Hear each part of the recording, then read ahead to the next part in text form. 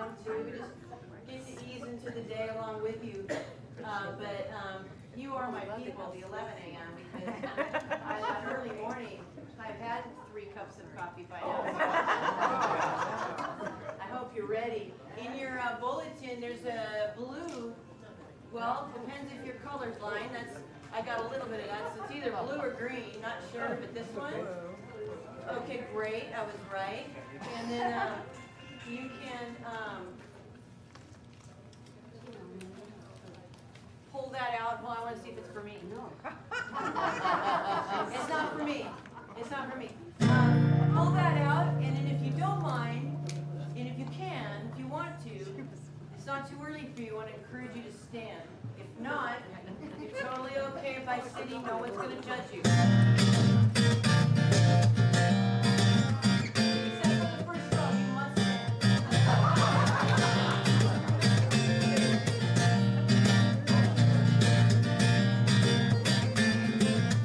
So I'll sing it for you if you're not familiar with it. And those who are familiar with it, go ahead and sing it so the ones next to you can learn it faster. Because we're not stopping until everyone's singing. I'm gonna wrap you in love and light. I'll see your darkness turn into light. What's true for me is true for you. There's a freedom in this love, light, and truth.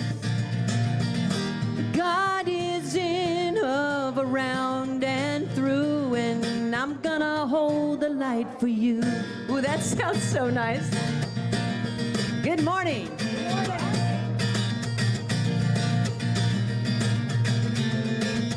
I'm gonna wrap you in love and light. I'll see your darkness turn into light. What's true for me, Jack? It's true for you. There's a freedom in this love, light, and truth. God is in, of, around, and through, and I'm gonna hold a light for you. We'll do it one more time because now the new people got it, and they're like, please, one more time, I got it. I'm gonna wrap you in love and light, and I'll see your darkness turn into light. What's true for me is true for you.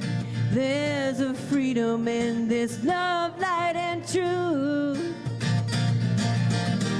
God is in, of, around, and through, and I'm gonna hold the light for you.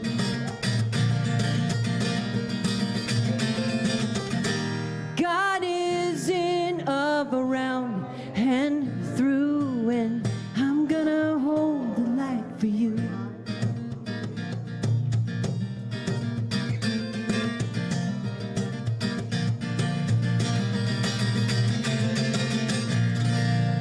Awesome. Give yourself a hand. Don't sit down. Don't sit down.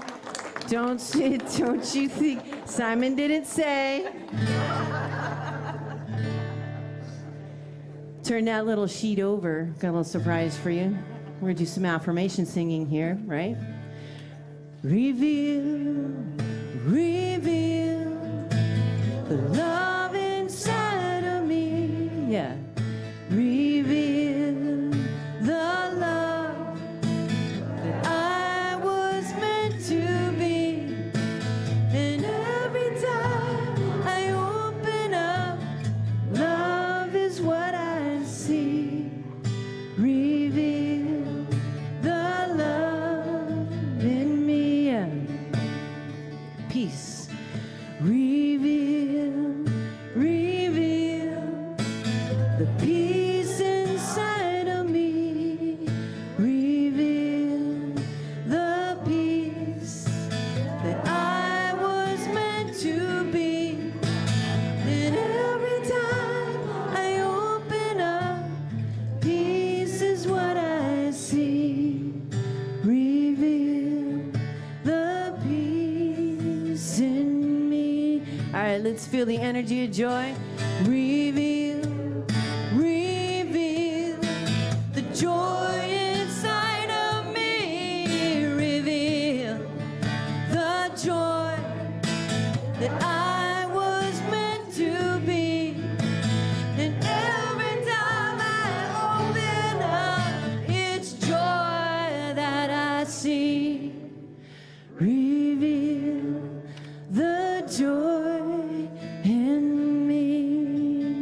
One more time with love.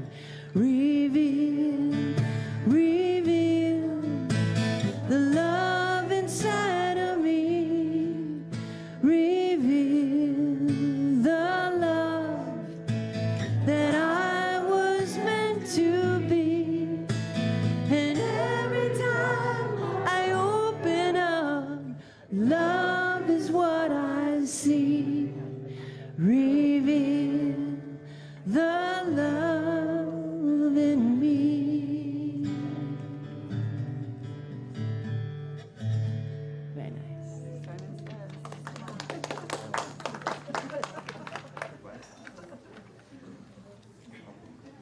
Good morning. What a beautiful morning it is, isn't it? And our beautiful Jewel by the Sea. My name is Reverend Donna, and I'm very, very honored to be part of the team here at Seal Beach at our Jewel by the Sea. And as we come together every Sunday, thank you, Tina, for reminding us it's the love that's revealed. It's that truth of who we are, and we come together to be reminded of that. I was kind of having a meditation early morning, and a quote came to me. So I posted it on Facebook, and I had asked on that who would want to affirm something for themselves, and then they could post it on the page, and I would affirm it with them.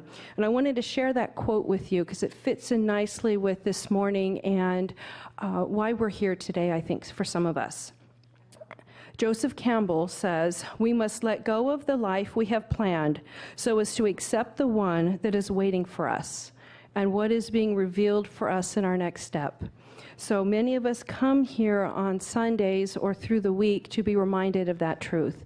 And I wanted to invite anyone who might be here for the first time to raise their hand if you'd like a little bit more information about our center. Oh, we have someone in the back.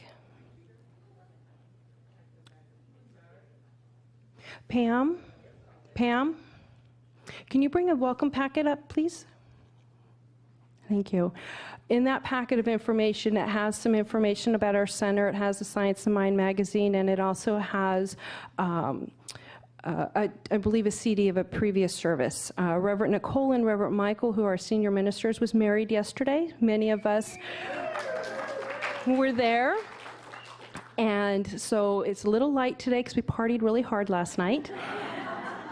And it was for a wonderful, wonderful occasion. It was a beautiful, beautiful night. And today we have our music by Tina. Our guest speaker is Sonia Byrne. You're in for a treat. Got to hear her first service. And like I said, you're in for a treat. And she's also doing a workshop later this afternoon from 1 to 3. And you'll hear more about that during the service. And I'd also like to start with our mission statement. If you'd like to read that, it's on the front of our program. It says, "We are a loving spiritual sanctuary where everyone is welcome. We celebrate the abundance of life through study, inspiration, gratitude, and service. With open hearts and minds, we participate in self-transformation for a world that works for everyone." We have a couple of announcements today. I'd like to invite Susan up for our first announcement.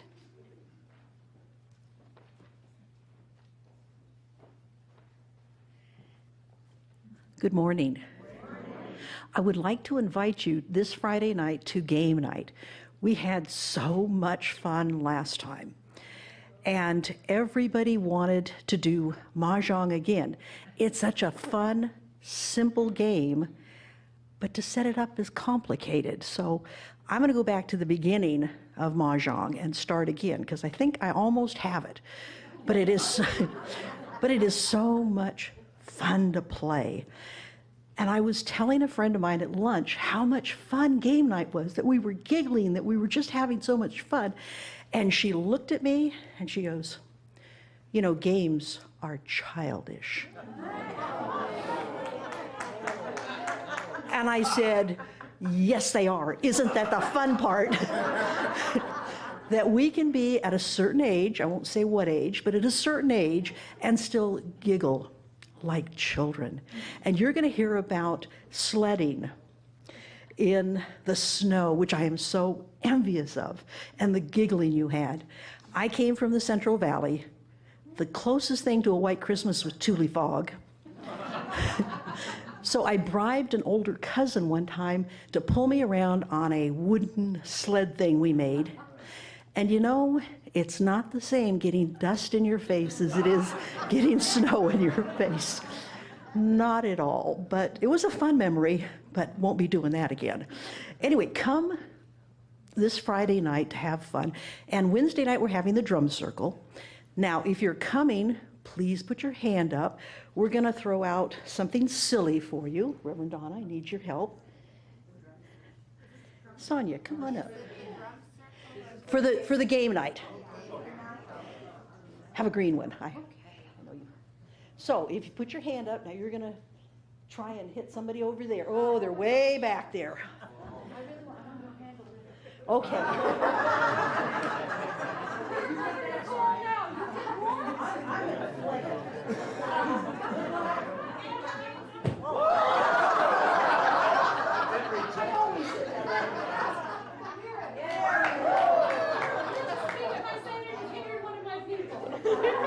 It's a rubber ducky. It's a small injury. Thank you.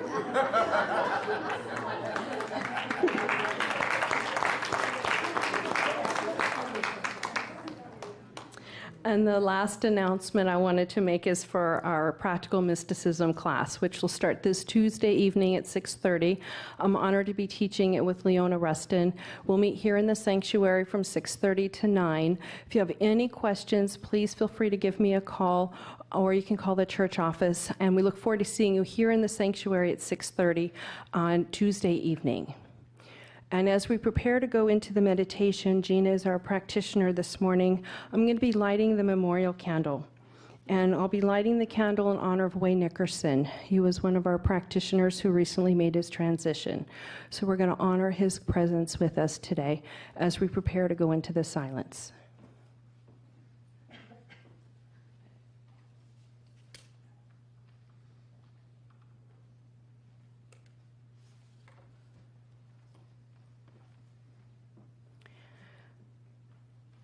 And as we turn within, we remember Way. We remember that light that he is, that he was, that he continues to be. Because we recognize and know that right here in this very moment is the spirit of presence of God. That I recognize it is life eternal. That his consciousness, that which is the truth of who he is, flies free of a body that could no longer contain him, allowing that beautiful, loving, amazing, creative expression to move into its next experience. And I recognize all of us who in our own hearts had our own personal relationship with Way, that we honor that. We surround his family with love and light and peace in this moment, because we recognize and know that there is only one mind. And in that space, we say thank you. Thank you for Way. Thank you for the light. Thank you for what you brought to your church family in your consciousness, in your love, in your beingness, and in your humor. We say thank you. And as I release this, I say, and so it is. And now we prepare to enter into the silence with the music of Tina and the words of Gina.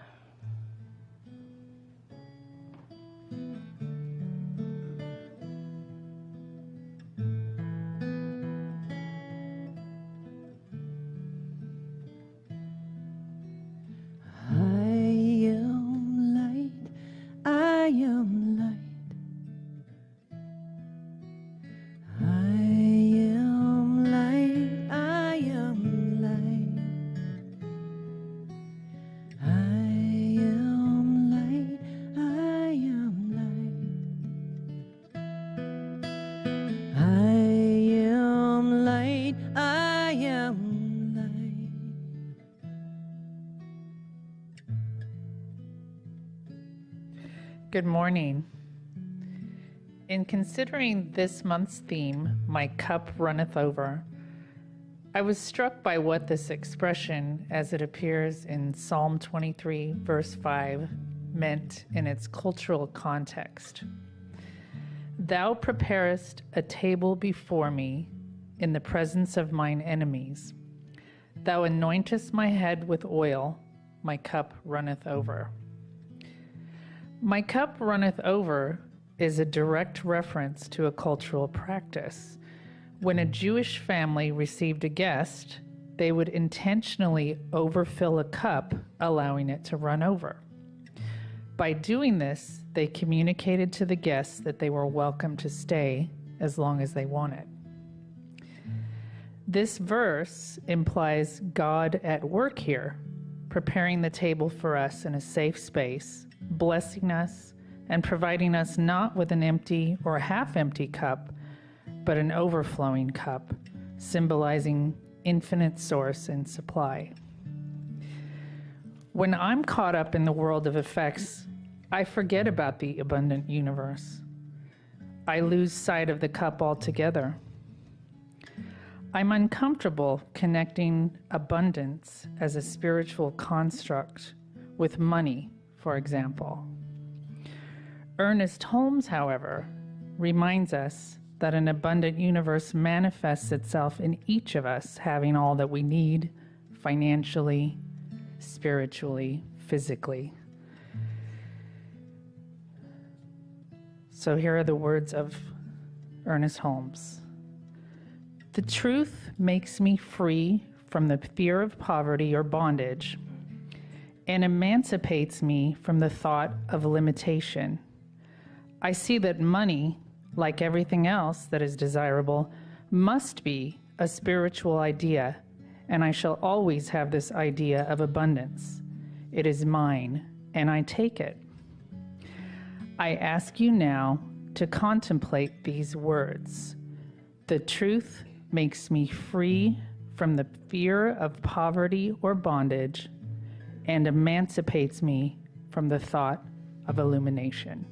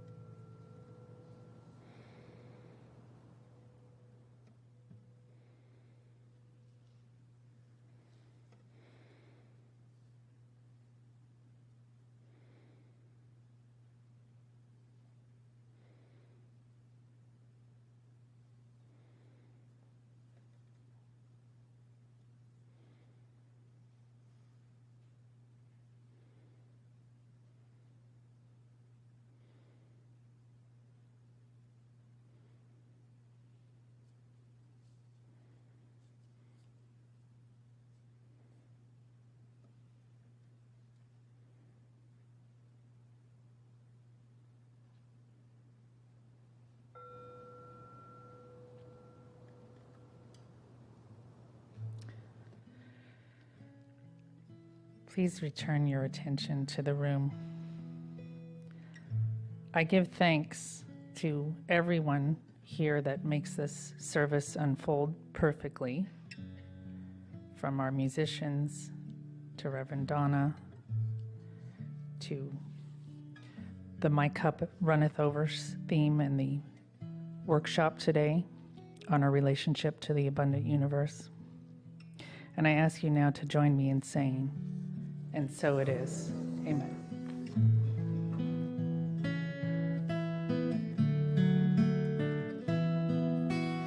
I am light. Sing with me.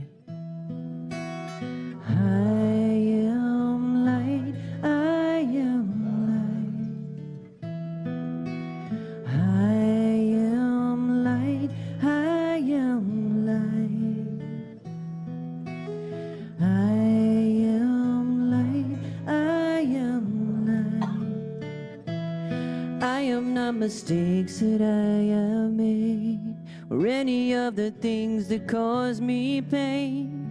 I am not the pieces of the dreams I left behind. I am light.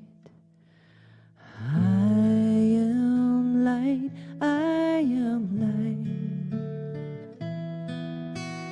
I am light. I am light. Again.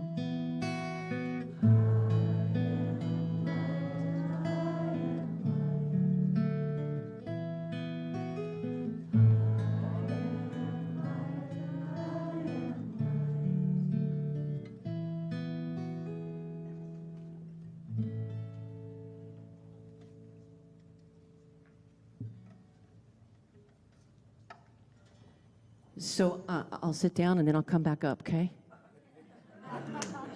Just kidding. No, it's just, it's just odd to be in here, that's all. Not there. So I do have an original for you this morning about, I'll try to explain it quicker than I did in the 9 a.m. We were all slower there. But that was a joke. But we're one, yes? Yes. One mind, right? Yes. Yeah. And I don't know about you, but when I try to do it alone, whatever it is, especially in my mental equivalent, as you're going to hear about, I can get lost. I'm going to have a difficult time believing it sometimes in my humanity, right? And so when another person comes along, because we're all practitioners in this philosophy, when another person comes along, sometimes all I need is to see you, is to look in your eyes. And I know I can tell when you see the truth of me.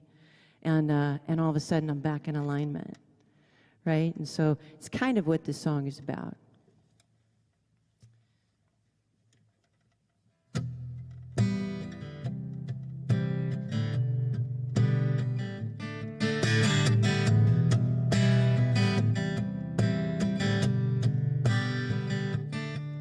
When the lights go out at night and you feel like you're alone, the shadows dance across you, the dark night of the soul.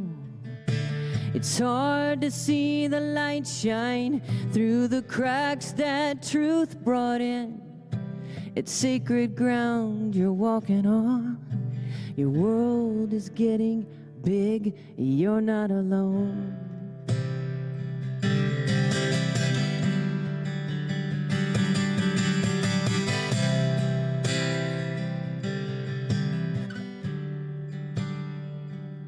Well, if my soul is God, then you are a part of me. When I look in your eyes,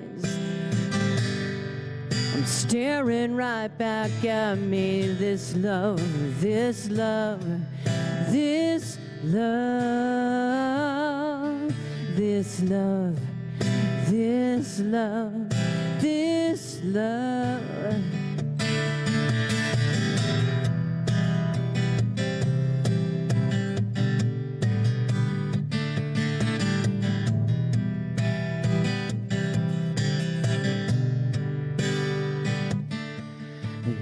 Not the first to walk on love's enlightened path. I've been walking right beside you, and we won't be the last. Well, there's one breath, and it's God's breath.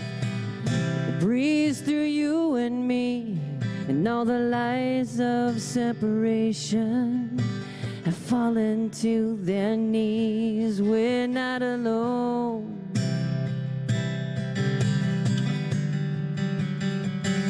We're not alone.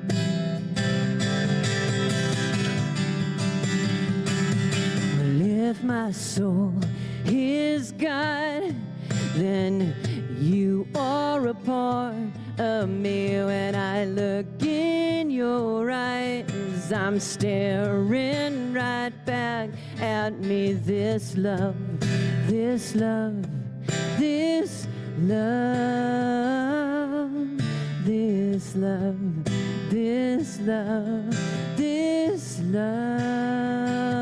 And if my soul is God, then you are a part of me. When I look in your eyes, I'm staring right back at me. This love, this love, this love,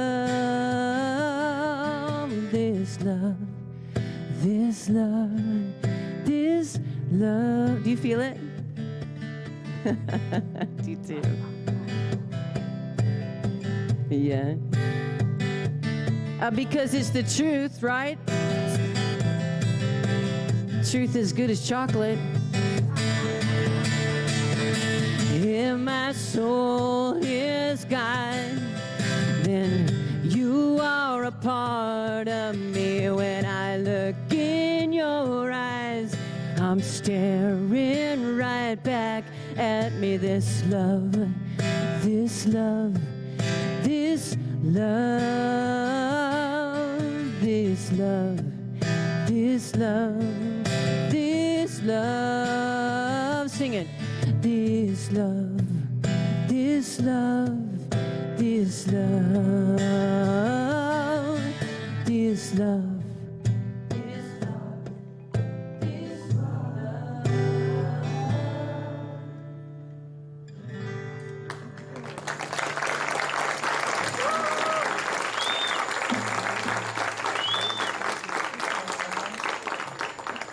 Aren't we in for a beautiful service? Thank you, Tina. I always love it when she plays original music. That's amazing. Now it's my honor to introduce our guest speaker today. Some of you might have met her last night or heard her beautiful blessing just before we ate last night. Sonia Byrne is visiting us all the way from Canada. She's an amazing speaker. You're in for a treat this morning. I have a little bit of information I'd like to share about her. She's a ministerial student completing her master's studies through the San Diego campus with Nicole and Michael.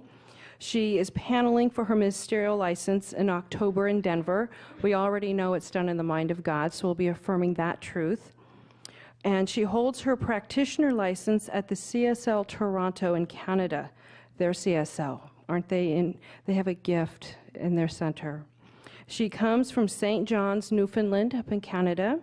She has a business consulting agency that bridges spirituality and business to work with corporations, nonprofits, and teams to have a better experience with each other through workshops, programs, and speaking engagements. Please welcome to the pulpit, Sonia. Thank you.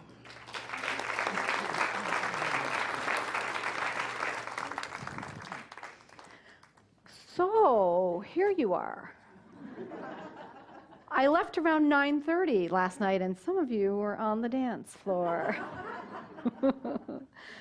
What a blessing, what an honor. I was so happy to be part of that celebration last night. When Reverend Nicole and I had a chance to speak in between a class last year, she said, we've picked a date. We've picked a date for our wedding. So I pulled out my paper date timer, and we put September 15th. I put a big heart, Nicole and Michael. And I was so excited to be coming. And she said, well, why don't you speak? You're coming anyways. Come and speak. We're going to be a little busy the next day, so why don't you come and speak? And I thought, great. I was so happy to come to the wedding, but I'm from Newfoundland, Canada, which is an island in the northern Atlantic Ocean.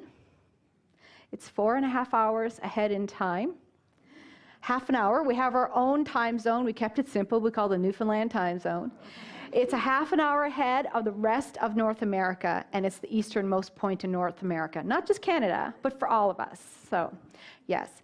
So I also know that by now we sometimes have bad weather and snow. So coming to this wedding had like an extra perk for me. And yes, I will talk about sledding because I'm from Canada, and you expect that. You also expect, we think, that Americans expect us to be out in our boats all the time.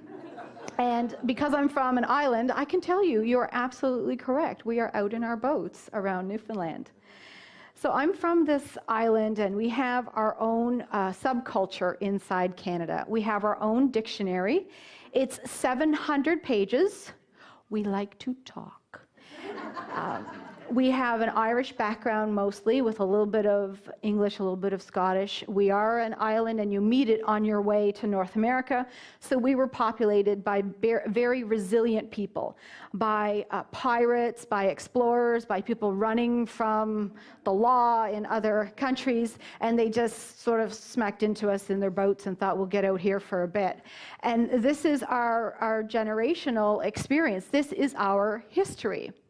We are 521 years old, where Canada is 151, so we're a little older than them. We were the first British colony ever in 1497. So a little bit of the history lesson, but I'm here to talk about the emotion of money and my cup runneth over. Gina set me up very well with the translation of Psalm 23, verse 5. And she focused on the cup runneth over. I'm going to focus a little bit on our enemies. And so if your heart's beating a little faster now, I love to talk about the enemies part. But we have a tradition where I'm from where when we do meet somebody new, we do fill their cup. And especially if it's beer or wine, we really fill their cup. And so we have a saying. So if someone does it for us, we'll say in our Newfoundland accent, we'll say, well, you pour that like you're a friend of mine. So we have a very similar, I slowed that down for you, promise. It's so much faster and so much more Irish sounding when we say it to each other. But when Reverend Nicole sent me this information and the cup runneth over and wanted me to do the emotion of money, I thought, well, we have traditions in Newfoundland, and just like those traditions inside of our families become how we're socialized and how we're brought up. And our emotions and our consciousness around money really starts there, doesn't it? And when I look at Psalm 23, verse 5, the presence of my enemies, thou preparest a table before me in the presence of mine enemies. Well, I noticed that mine enemies is M-E, and that's me. It's also an acronym for mental equivalent. So I'm being me. I'm being my mental equivalent. Wherever I go, there I am. I am being me all the time. You are being the me version of you right now. And earlier today, and last night on the dance floor, and later today, you're always being you. So mine enemies are the enemies that we have ourselves. Maybe we know them as BS as well, another acronym, belief system. So did you know another thing? I think this is one of those English, Canadian, American discrepancies. So in your belief system, you have things like love and manifestation, abundance we're talking about. And then over in the corner in the basement of that belief system, we have things like doubt and unworthiness, and a sense that maybe what happens when a cup runs over really scares us because we're not sure that we're entirely up for it. So I have a story that really is a great jump off to this Joseph Campbell quote from earlier around having to let go of one kind of life in order to embrace something that's waiting for us. Sometimes it's waiting for us patiently. Sometimes it's checking its watch at the door. And sometimes it comes around the back of us and pushes us a little. If you've ever had that happen, the universe waits a while, it's patient, and then it kind of goes, we got an idea for you. Yeah. So that happened for me. And it's a dark night of the soul that took place on a Sunday morning. And it's in Toronto. I joined the CSL Toronto at the end of 2010. And I just walked in on this place where everybody talked the way I already talked. And everybody thought the way I was already thinking about life. I was already out working in the business world. I had my own business now. It's been 10 years. Before that, I worked corporately in mergers and acquisitions, so really high change environments. And I was working with people to really help them understand that they're fine and that everything is going to be fine, and we can all play nicer together. And by the way, there's ways to do business where we don't have to worry about people not feeling whole at the end of a project. I'm Canadian. At the end of a project, at the end of a process. And so doing that work as a consultant, and especially around this recession time, 2007, 2008, you remember what that felt like? Okay. 2009, 2010, definitely a money consciousness that's maybe a bit different than today, and we experienced it in Canada as well. And so I was in my own business, and I had an NSF check from a client, and it was several $1,000s, and at that time that meant a lot in my business, and it really threw me. And I had been working with clients in sort of a parceled situation. I would be parachuted in because I could afford me to do this, and I would work on just this, and then I would be gone. So as the consultant, I didn't get to see how we got there. I didn't get to see how it unfolded. I was just there for this time. And I thought to myself, I want more than this. I want to be able to be with a client who needs me from beginning to end. I want to be able to be in an environment that uses all of my skills. I want clients that need that much from me, that much of me, all of me. And so I sat there on that Sunday morning, and I wasn't going to go to church that day. And I'm an extrovert, if you can't tell. So I'm not a back seat, back of the church kind of person. And I just sort of slipped in and sat down. And I always had this comfy sweater, this really big, fuzzy, lime green kind of Kermit the Frog looking sweater, and that was my pity sweater. That's what I wore when I wanted to comfort myself like a big bowl of hot soup in winter. And so I was wearing my pity sweater, and I sat in the back row, which wasn't like me, and I thought, am I going to be able to put any money in the plate today? I can't step out of abundance. I can't step out of the consciousness of money, so I need to put something in, but man, I'm scared. And then Dr. Kathy Hearn, our dean at San Diego campus, says, the universe rewards action.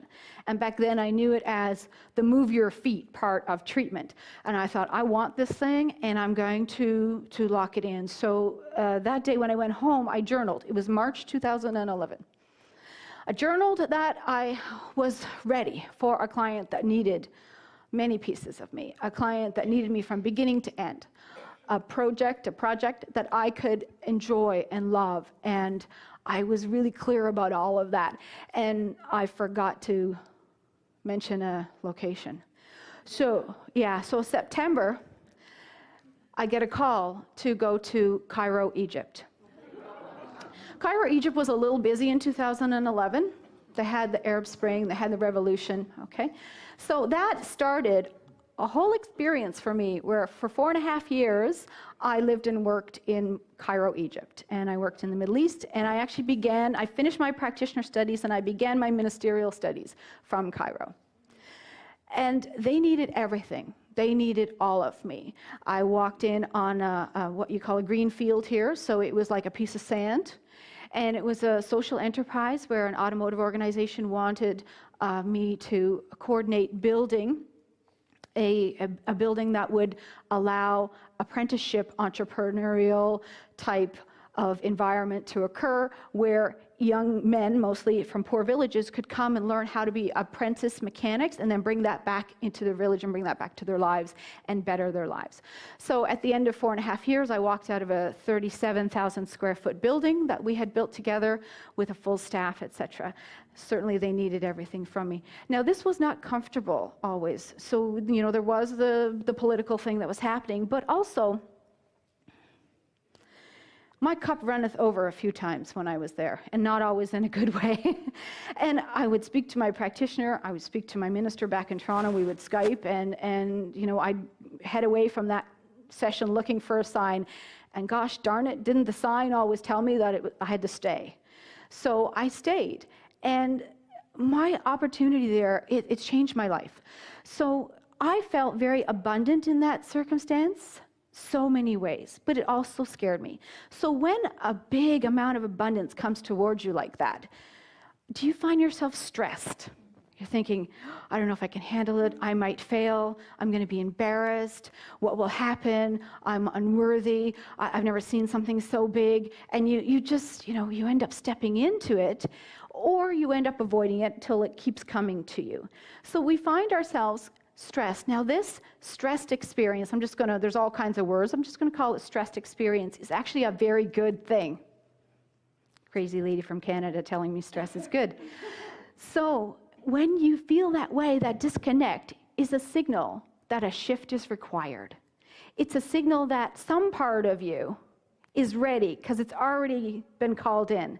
And other parts of you have to rally and get themselves together to step into something new. But that sense of discomfort, well, discomfort is where great inventions occur. Discomfort is where great things occur. That thin branch out there, that's where all the fun is, just so you know. And then when we look at the idea of abundance itself and the interpretation of Psalm 23, verse 5, I have more than enough for my needs. Abundance is not too much. I think we get scared of the idea of abundance. Abundance means everything I want and everything I want to participate in is around me in my life.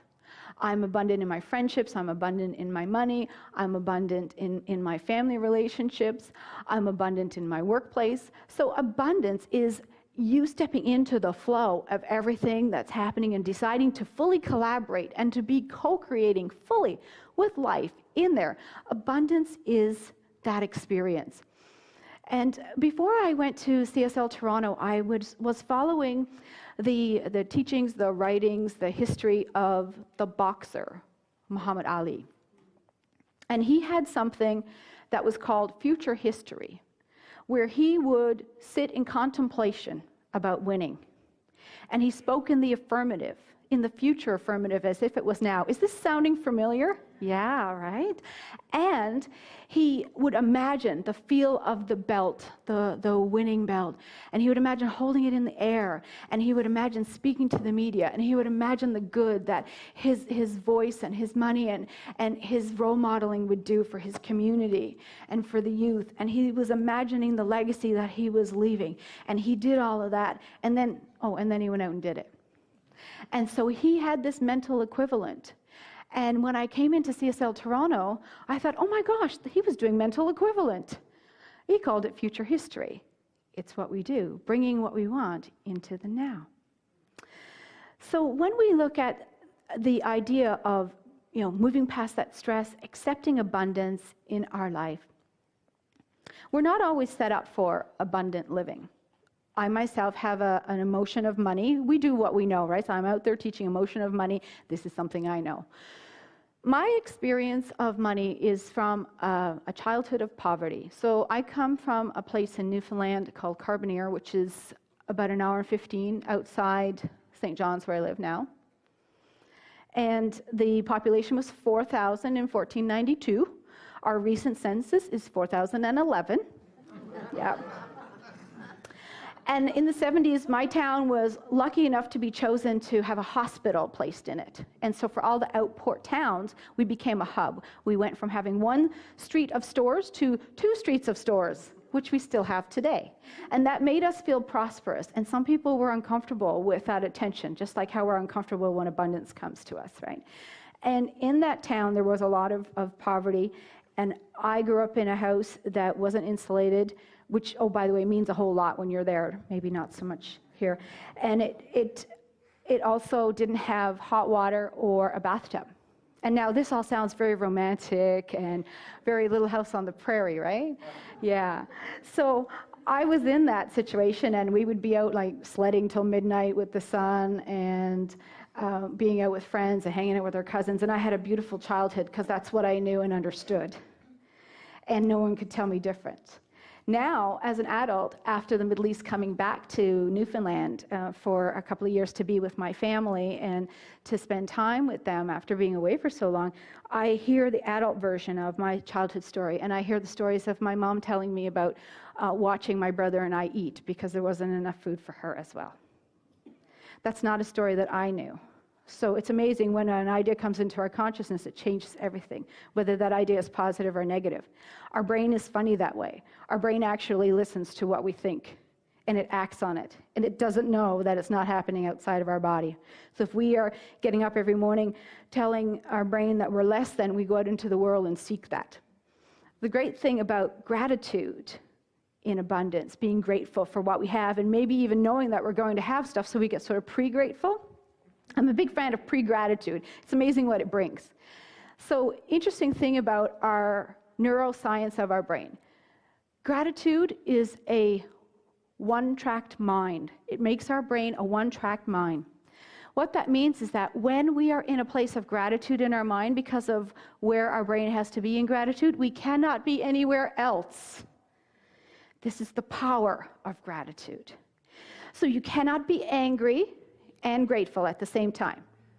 You can't be upset with your spouse or your child and be grateful.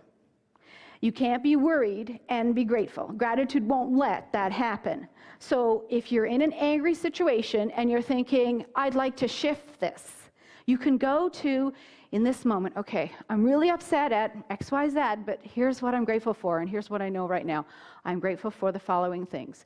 And you'll notice it shifts because you cannot be in both of those places. Now, if you are not ready to shift and you'd like to be in that anger for a little while longer and really dig in, then hang out there for a while. And it's kind of like there's a city limits around anger. And so gratitude's waiting at the edge of the city limits for you. Whenever you're ready, you can go over there. And some people want to go there pretty quickly, and others are like, kind of like Pigpen in Peanuts with his dust around. It's like, I want to be over here for a little while longer before I head over to gratitude.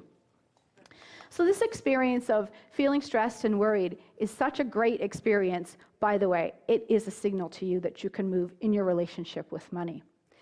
And then stepping into this abundance that you can experience and reframing what that looks like for you, no matter your history. And then knowing that gratitude is always waiting for you. And that can actually help with any sort of stress or feeling of falseness that you start with. When ideas get big, when your cup gets running over, and when it's time for you to move into something that's a bigger version of yourself. And if you'd like to hear a little bit more about how you can dig in and maybe shift a little bit of that, I have a workshop at 1 o'clock. It's not a manifest your millions workshop and go out into the world by 3.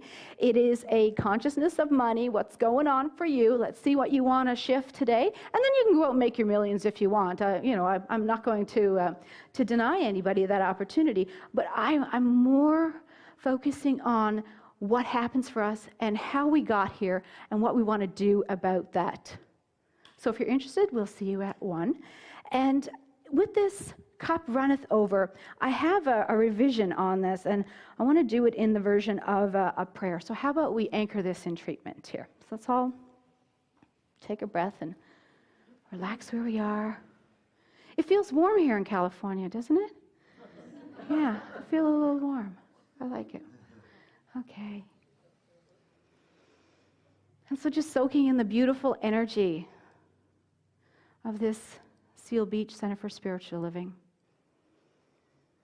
And then the consciousness of the collective understanding that there's only ever one mind. And knowing that all possibilities within this one mind exist within each and every one of us here and plays out exactly and perfectly as is meant to unfold. Our own unique history, our own unique legacy. And so from Psalm 23, verse 5, we know that the universe has blessed me with the perfect reflection of my mental equivalent. I am human and I am divine. While I feel blessed, I remain aware of any rising faulty beliefs that throw off my mental equivalent, and I remind myself of my divinity. In every circumstance, I am grateful, and I share my abundance gladly and gratefully. And so we release these thoughts and ideas into the universal divine, knowing that it always says yes. And together we say, and so, namaste.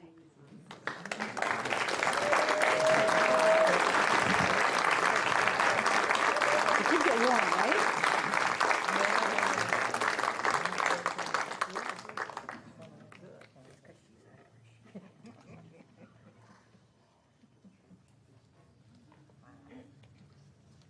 Almost Reverend Sonia. A-R. Goes to an R, A-R. Let's hear it again. That was great. So good. So there's plenty of coffee to get you from here to 1 o'clock, just if you need it. That's what I'm telling myself, because after that I have to be here. Because I went up to the mountain because you asked me to. Up over the clouds to where the sky was blue. I could see all around me, everywhere. I could see all around me, everywhere. That's abundance to me.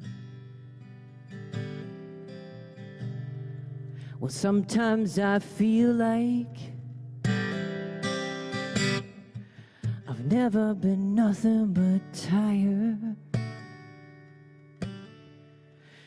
And I'll be walking till the day I expire. But sometimes I lay down. There's no more I can do. But then I go on again, because you ask me to. Some days I look down, afraid I will fall. Through the sunshine, I see it all. Then I hear your sweet voice, and then I know you're telling me softly that I'm whole. You're telling me softly you love me so. Some days I look down, but I know I'm whole.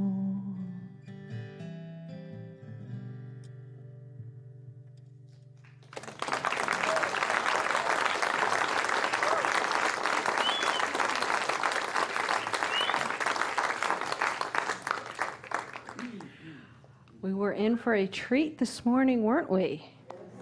Yes, thank you, Sonia, for being here. Thank you, Tina. Before we do our offering, I have one more announcement. I saved it for here so it would have a little more attention.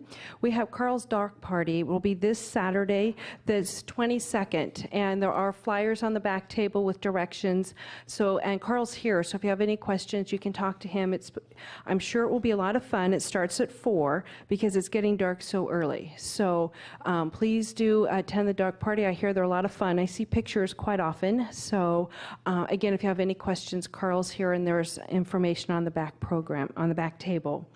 I'd like to call our ushers up for our offering as we bless our gifts and prepare to share our affirmation together. Divine love through me blesses and multiplies all that I have, all that I give, and all that I receive. I am prospered. Thank you, God. I am so blessed. I am so blessed. I am so grateful for all that I have. I am so blessed. I am so blessed. I am so grateful. I am so blessed. I am so blessed. I am so blessed. I am so grateful for all that I have. I am so blessed. I am so blessed. I am so grateful. I am so blessed. I am so grateful. I am so blessed.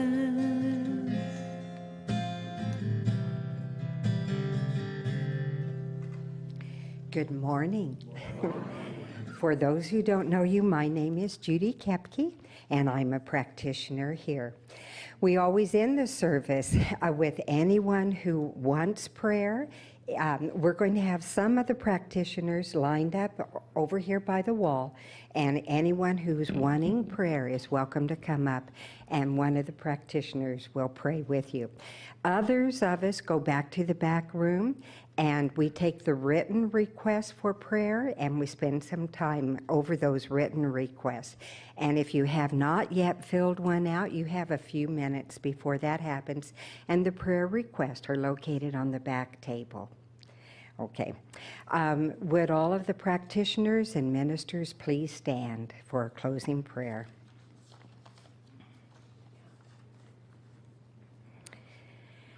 O Holy Father, Mother, in the Christian realm, Luke tells us that it is the Father's pleasure to give us the kingdom. The Hebrew Scriptures tells that it is when we seek God with all of our heart that we find God. The global activist and author of The Soul of Money says money carries the imprint of our soul.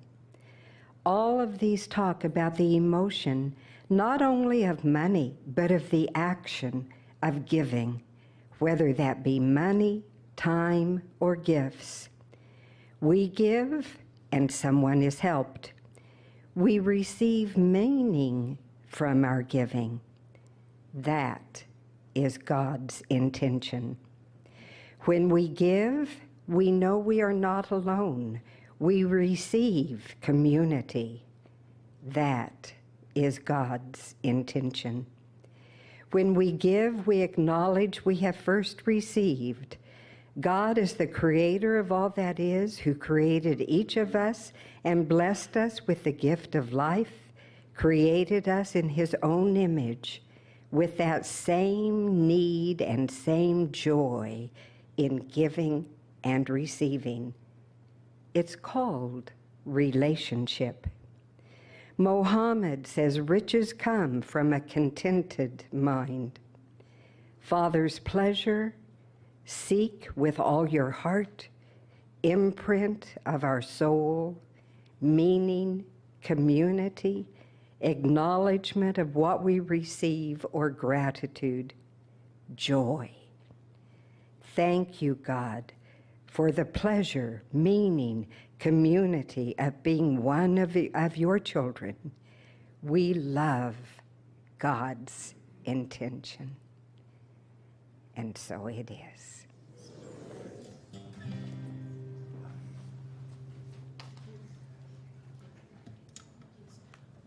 Do we have the kids? Okay, the kids are coming in. I want to teach you a song really quick for them to come in. It goes like this. You are amazing. I am magnificent. Can you do that? Yes. Then let's do it. Clap your hands. You are amazing. I am magnificent. There you go. You are amazing. I am magnificent. You are amazing. I am magnificent.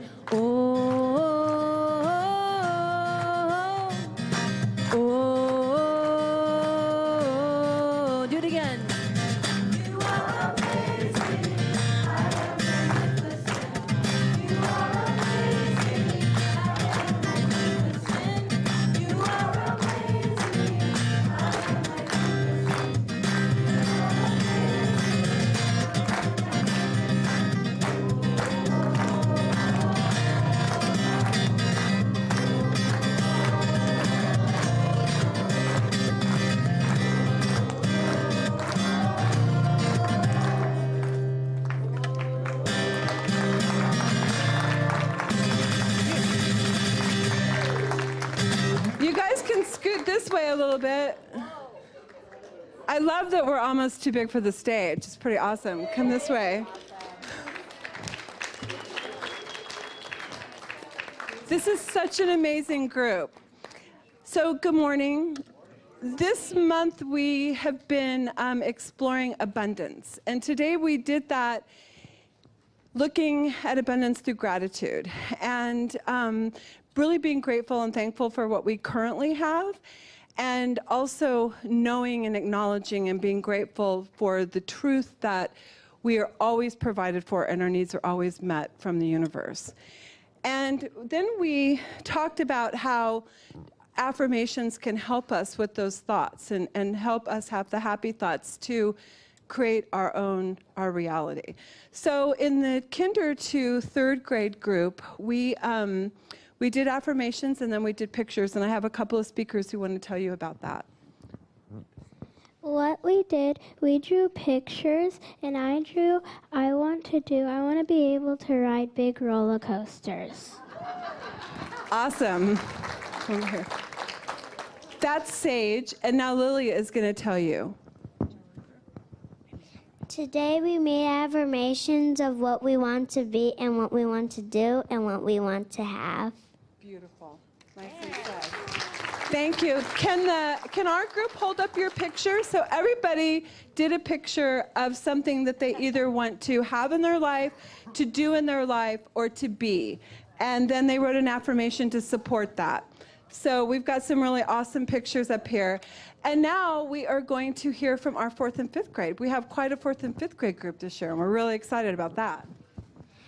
All right, so this month we're studying abundance, and today we used clay to first make something that we weren't totally satisfied with in our lives, and then we used our thoughts and imaginations to reimagine something else that clay would be that we actually wanted in our life.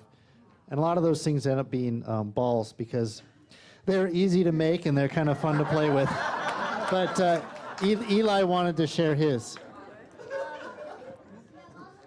So I tried to make something that I wasn't satisfied with, but that didn't work out. So then I made something that I like, and then I tried to make a skateboard.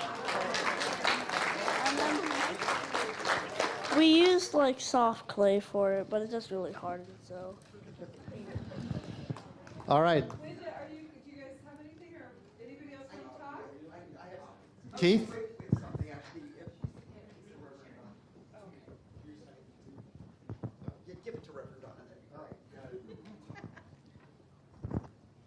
Of a couple things before we close. Affirmations are very powerful. What you were writing and drawing pictures of. I'm going to share in a big girl story. When I was 18, we did a concert at my church, the Huntington Beach Church, and the theme was Dream the Impossible Dream. And I'm actually an introvert. I'm not an extrovert. And during that song, I came out as a religious science minister at 18. I had no idea I was going to do that, but affirmations are powerful. So keep drawing those pictures. You guys are amazing. The other thing is April. This is your last weekend with us. I just heard that you're moving to England.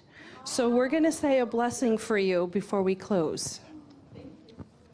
So I'd like us all to just come from deep within you and just recognize and know that that presence is God. That as we recognize April, as she steps into this new adventure, this new journey across the ocean to London, that we send our love with you, we send our support, and we recognize and know that you are a divine expression of God. Grateful to have your consciousness and your presence as a part of our spiritual community, and know that you remain in our hearts, that who you are is a divine expression of God. Take that with you and recognize and know that no matter what you walk through, it is love that is there for you, and it is divine, and it is good. All of us love you, send you our peace to you and your family, and absolutely know that you're blessed. I'd like us to stand as we say the benediction and the peace song. Something wonderful is happening to me right now. Something wonderful is happening to me right now. It is this thing called life. It is this thing called life. Life is in my body. Life is in my body. Life is in my mind. Life is in my mind. Life is in all that I do. Life is in all that I do. I give thanks for it. I give thanks for it. And I accept it. And I accept it. Just the way that it is. Just the way that it is. And just the way that it is not. And just the way that it is not. Thank you, God.